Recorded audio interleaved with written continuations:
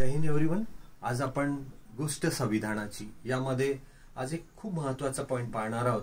तो म्हणजे स्पर्धा परीक्षेच्या दृष्टिकोनातून विद्यार्थ्यांना नेहमी विचारला जाणारा प्रश्न असतो की भारत देश हा फेडरल आहे की युनियन आहे, म्हणजे हा राज्यांचा संघ आहे की संघराज्य आहे।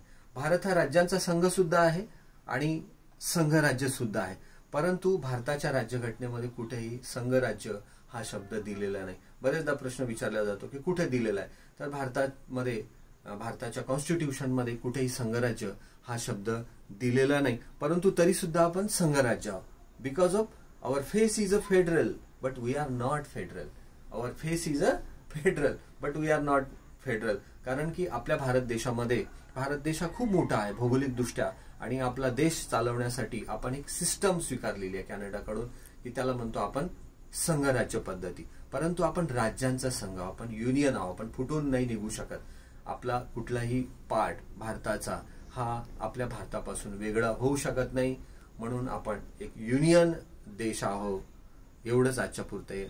Thank you very much.